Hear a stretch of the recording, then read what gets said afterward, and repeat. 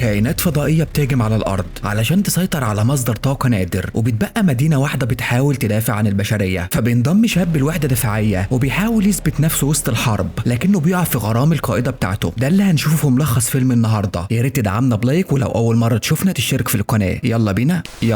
في المستقبل لما الصين رجعت من بعثة فضائية كان معاها مصدر طاقة جديد اسمه شيان تينج، وفي كام سنة بس الطاقة دي بقت بديل لكل مصادر الطاقة القديمة، والمدن اتطورت بشكل خرافي وسريع جدا. لكن للأسف الإفراط في استخدام الشيان تينج جذب انتباه مخلوقات فضائية كانت شايفة إن البشر سرقوا الطاقة دي منهم. وفي يوم من الأيام السفن الفضائية نزلت من السماء وهاجموا كل المدن الكبيرة في العالم ودمروها بالكامل بعد ما عطلوا نظام الشيان تينج. في الآخر زعماء 97 دولة اجتمعوا في شنغهاي، آخر مدينة كانت لسه موجودة، وقرروا يعملوا نظام دفاعي جديد مختلف عن أي حاجة اتعملت قبل كده. الفضائيين بدأوا يبعتوا روبوتات بتطير، وبدأ فريق النسر الرمادي يدخلوا المعركة باستخدام أحدث طيارات بدون طيار. الفريق ده كان متميز جدا، وكل واحد فيه عنده مهارة مميزة عن التاني، وده بيرجع لتدريباتهم الصعبة تحت إشراف القائدة لين لان اللي عملت منهم وحدة قتال صعبة تتهزم. ييون كان فرحان جدا باللي شافه من الفريق، ولاحظ إن شيانج عنده موهبة استثنائية. لين لان أكدت على كلامه وقالت له إنه أحسن واحد شافته في حياتها، واتضح إن شيانج أصلا ما كانش من المقاتلين، ده كان من الفريق اللوجستي اللي شارك في بناء مدفع شنغهاي، السلاح اللي خلى المدينة دي تفضل موجودة لحد دلوقتي. لكن لما الدنيا باظت قرر يسيب المكاتب وينضم بنفسه لفريق القتال. بعد يوم صعب من التدريب خرج شيانج من المكتب بسرعة وجري ناحية المصعد علشان يلحق يركب مع لين لان اللي كان معجب بيها جدا ومش قادر يقول لها عن مشاعره. كان النهارده عيد ميلادها وكان ناوي يديها وردة، لكن فضل محتفظ بيها علشان متوتر وخايف. ولما أخيرا قرر ياخد خطوة كانت هي خلاص نزلت من المصعد. بعد كده في البيت بعت لها رسالة عن تمرين النهارده، وتفاجئ انها ردت عليه بكلام حلو، وده خلاه يبتسم زي الطفل الصغير. بعدها بفترة قصيرة ييون بلغ لين لان ان نيو ديلي كمان اتعرضت لهجوم من الفضائيين، وطلب منها تستغل كل المعلومات اللي جمعتها علشان تطور نظام الدفاع بسرعة قبل ما يحصل هجوم عليهم. فجأة اعلنوا حالة الطوارئ. اتضح ان سفينة فضائية ظهرت فوق شنغهاي، الناس كانت بتجري يمين وشمال، لكن الجنود بسرعة بدأوا يوجهوا الناس على المخابئ اللي متجهزة، وبعدها رجعوا ينضموا لفريقهم علشان يستعدوا للمعركة. رغم حالة الرعب المدينة كانت محمية بدرع طاقة كبير بيغطي المدينة كلها، وقدر في الأول يصد شعاع الليزر اللي بدأ به الفضائيين هجومهم، لكن الدرع مش قادر يستحمل. ولما الشعاع نجح يعمل فتحة صغيرة الفضائيين بعتوا جيش من الروبوتات يدخل من خلال الفتحة ديت قبل ما المهندسين يقدروا يقفلوها. الطيارين طلعوا طياراتهم من المسيرة فورا علشان يواجهوهم، وكانوا واخدين بالهم كويس ما يأذوش أي مدني بيحاول يوصل للملجأ. وفي وسط المعركة روبوت ضخم نزل في نص الطريق، وده سبب حادثة. العربية كانت هتخبط بنت صغيرة، لكن لحسن الحظ شيانج بعدها عن الطريق في آخر لحظة. بعدها الروبوت بدأ يضرب نار على كل حاجة قدامه. فريق المدفعية ضربوا عليه علشان يحاولوا يوقفوه، لكن مفيش فايدة. شيانج كمان حاول يتدخل ويساعد، لكن برضه من غير نتيجة. في اللحظة دي بتوصل دبابة لين لان كانت بتتحكم فيها عن بعد، وبتقدر انها تدمر الروبوت في ثواني. الطيارات المسيرة بتخلص على باقي الروبوتات في الوقت المناسب لحد ما المهندسين بينجحوا في إصلاح الدرع، وساعتها السفينة الأم بتنسحب من المنطقة. بعد كده قسم العلوم بيبلغ اللجنة انهم قدروا يعملوا مسح للسفينة الأم وقت المعركة، واكتشفوا فيها نقطة ضعف. اللجنة كانت عايزة تستخدم مدفع شنغهاي لضرب السفينة، لكن ييون بيرفض لأنه شايف ان الضربة ديت ممكن تعرض حياة الناس كلها للخطر. بعدها بياخد لين لان لمكان آمن وبيشرح لها ان شنغهاي فيها آخر كمية من مادة الشيان تينج، والمادة دي مش مستقرة، وهي الحاجة الوحيدة اللي مخليها المدينة صامدة لحد دلوقتي. حتى الدرع الواقي نفسه بيعتمد عليها، ولو استخدموا المدفع هيستهلكوا كل اللي فاضل من طاقة الشيان تينج، وساعتها المدينة هتفضل من غير أي وسيلة دفاع. علشان كده أحسن حل يخلي الفضائيين تحت السيطرة هو إنهم يفضلوا يدربوا فريق النسر لحد ما يقدروا يستغنوا عن درع الطاقة ويعتمدوا عليهم بالكامل. وفي نفس الوقت شيانج واصحابه كانوا قاعدين فوق سطح بيت، كانوا بيشربوا وبيحكوا لبعض عن أحلامهم لو الحرب دي خلصت. فجأة بيشتغل إنذار الطوارئ، المدينة كانت بتتعرض لهجوم تاني. كلهم جريوا على القلعة بسرعة وكانوا مستعدين لأي هجوم، وزي كل مرة درع الطاقة بيشتغل ووقف أشعة الليزر اللي جاية من فوق، لكن بان حس بحاجة مش طبيعية. رغم إن حصل فتحات في الدرع الروبوتات ما حاولتش تدخل، وده خلاهم يشكوا إن دي خدعة. الفضائيين بيخلوهم يصلحوا الدرع كل شوية علشان يستهلكوا مادة الشيان تينج، ولما يخلص المدينة تبقى مكشوفة وما فيهاش أي حماية. لما الشعاع يشتغل تاني واخترق الدرع عمل دمار كبير جوه القلعة، وساعتها الروبوتات دخلت أخيرا. الجنود ما كانش عندهم اختيار تاني غير إنهم يحاربهم، لكن الرصاص لوحده ما كانش كفاية، وكتير منهم ماتوا في المعركة. وقتها النسور دخلوا المعركة علشان يساعدوهم، بس ما قدروش يعملوا فرق كبير، فقرروا يرجعوا القاعدة علشان يتحكموا في الطيارات بدون طيار. وقت ما استخدموا الطيارات علشان يصلحوا الدرع تاني اللجنة ما سمعتش كلام ييون وبعتوا واحد يفعل المدفع. هم ما استخدموش كل الطاقة في الضربة علشان ما يضيعوش مادة الشيان تينج كلها، لكن الضربة كانت كانت قوية كفاية انها تصيب السفينة الام وتخليها ترجع، وفي نفس الوقت النسور قدروا يخلصوا تصليح الدرع، فالسفينة ما لقتش حل تاني غير انها تهرب. وفي مكان تاني قريب منهم اتضح ان الروبوت اللي كانوا فاكرينه اتدمر كان لسه سليم، وبالليل كل واحد من النسور رجع لهوايته وبداوا يشوفوا حياتهم. شيانج اخيرا اتجرأ وقرر يعزم لين لان، لكن للاسف كل ده كان مجرد حلم. واول ما بيصحى بيلاقي خبر حلو مستنيه، فريق النسور اترقى بسبب الاداء اللي قدمه امبارح. يي قالت لازم يحتفلوا، فراحوا كلهم النادي، لكن جيانج كان كل تفكيره بالبنت اللي بيحبها وهو قاعد فوق السطح سرحان. يي لاحظت انه بيفكر في حاجه فحبت انها تشجعه، وقالت له انه لازم يعترف للين لان ويقول لها اللي في قلبه، يمكن ما يبقاش في وقت بعد كده ولا فرصه بسبب الفضائيين. وبالليل راح لمطعم صغير واتفاجئ بلين لان موجوده هناك. قعدوا يتكلموا عن الضغط اللي عليهم علشان ينقذوا العالم، وكانوا زعلانين على الناس اللي ماتوا في المعركه. ولما شافها متوتره اتشجع وقدم لها هديه علشان يرفع من روحها المعنويه. وبعد ما مشيت بعت لها رساله بيطلب يشوفها تاني بكره، ففرح جدا لما وافقت. تاني يوم بان وزينج لبسوا جيانج جاكيت علشان يبقى شكله حلو لما يقابل لين لان، لكن يي شايفه غير كده ولبسته الزي الرسمي. بعد شويه جيانج قابل لين لان لكنه اتضايق جدا لما عرف انها عايزه تقابله علشان تتاكد بس من حاله المولدات. وقت ما جيانج كان بيعمل الصيانه بدات تحكي له عن ايام تدريبها وان والدها كان جندي ومات في الحرب، ولما افتكرت اللي حصل ما قدرتش تمسك نفسها وبكت عليه. وبعدها بصت للسما وقالت له انها بتحلم بيوم الاطفال يقدروا يبصوا لفوق ويشوفوا النجوم بدل الدرع الواقي. وبعد فتره الناس بدات تتوتر لما حسوا ان الارض بتتشقق كأن في زلزال بيهز المنطقه. وقتها ييون قال للجنه ان مخزون الطاقه مش مستقر وان استخدام المدفع زود الضرر، وده معناه ان في خطر كبير وان الدرع هينهار قريب. فجاه بيحصل تحذير ان في شكوك غريبه ظهرت في الدرع الواقي، فييون بيجري على مركز القياده بسرعه علشان يوجه النسور يصلحوها. وبما انهم كانوا بارعين في شغلهم الدرع بيرجع يشتغل تاني، بس الكل كان عارف ان الموضوع ده مش هيطول. فجاه روبوت بيخترق السقف وبيخش مركز القياده وبيبدا يقتل اللي حواليه. الجنود بيحاولوا يوقفوه بالرصاص بس مفيش فايده، الرصاص ما كانش بيأثر فيه. بان بيجري يضربه بطفايه الحريق بس برضه مش بيتأثر. الروبوت بيديله ضربه جامده وبيسحبه ناحيه لوحه التحكم الخاصه بالدرع الواقي علشان يعطله. بان وهو بيموت بيشغل التفجير الذاتي، وساعتها جيانج وزينجيو بيشدوا يي اللي كانت بتعيط وبيخرجوا بيها قبل ما الغرفه تنفجر. ولما الروبوت بينفجر الدرع بيرجع يشتغل تاني. وبالليل الفريق بيقف دقيقه احداد على بان والناس اللي راحوا في المعركه، ويي بتاخد شارة بان. ولما بيرجعوا البيت جيانج بيدي يي مفتاح موتوسيكل بان علشان بان كان دايما نفسه ان يي هي اللي تسوقه. بعد كده اللجنه بتبدا تناقش فكره انهم يتخلوا عن شنغهاي، لكن ييون بيرفض تماما وبيقول لهم انه مجهز خطه للمعركه وده اخر فرصه ليهم. الخطه كانت انهم يوقفوا تشغيل الدرع الواقي ويستخدموا كل طاقه شيانج للمدفع علشان يبقى قوي كفايه ويدمر السفينه الام تماما، لكن ده معناه ان النسور لازم يبقوا هم خط الدفاع بدل الدرع. فالفريق بيوافق ينفذ المهمه حتى لو كانت خطيره. ييون كمان بيطلب من لين لان انها تفضل جوه غرفه الشيان تينج وتحرسها بنفسها. كل المدنيين بينزلوا على الملاجئ لحد ما الشوارع بتفضى تماما، وده هيدي فرصه للجنود انهم يعرفوا يتحركوا بالدبابات. وقبل ما يدخلوا للمعركه كل جندي بيسيب حاجه شخصيه في صندوق هيتقفل لمده 100 سنه علشان لو المدينه وقعت. زينجيو بيسيب رساله لاهله، ويي بتسيب مفتاح بان، وجينج بيختار يسيب موبايله، لكن قبلها بيبعت رساله لين لان وبيعترف لها بمشاعره. لكن للاسف بسبب مشاكل الطاقه الرساله مش بتتبعت. المره دي النسور اضطروا يطلعوا بطيارات حقيقيه بدل ما يتحكموا في الطيارات عن بعد. واول ما اتقفل الدرع الواقي الفضائيين نزلوا وبدات معركه كبيره في السماء. النسور حاولوا ينسقوا مهاراتهم في الجو مع جيش الطيارات بدون طيار، لكن للاسف ده ما كانش كفايه لان جزء من الفضائيين قدروا يهربوا ويوصلوا ناحيه مركز القياده. ييون قال كلمته الاخيره لفريقه وشجعهم قبل ما تنفجر الغرفه ويموت. بعد كده الروبوتات بدات تتجه ناحيه منشاه شيان تينج، فالنسور والدبابات اتحركوا على هناك وحاولوا يوقفوهم باي ثمن. المعركه كانت عنيفه جدا والجنود كانوا بيقعوا واحد ورا التاني. في الوقت ده لين كانت بتراجع حاله المدفع واكتشفت انه اتشحن بالكامل وكل اللي ناقص انهم يستنوا السفينه الام توصل للمكان الصح. لكن للاسف الروبوتات قدرت انها تخترق خط الدفاع عن الارض. واحد منهم قفز على طياره يي. جيانج طلب منها تقفز وطار ناحيه الروبوت بطيارته علشان يضربه بنفسه. قدر فعلا يدمره، لكن جناحه اتدمر وما بقاش قدامه غير انه يخرج من الطياره بكبسوله الطوارئ اللي نزلت في وسط ساحه المعركه. ومن غير ما يضيع وقت نزل على الارض بسلاحه وبدا يضرب في الروبوتات من مسافه قريبه جدا. ولما الروبوت كان هيقتله بتظهر يي في الوقت المناسب بطيارتها وضربت الروبوت.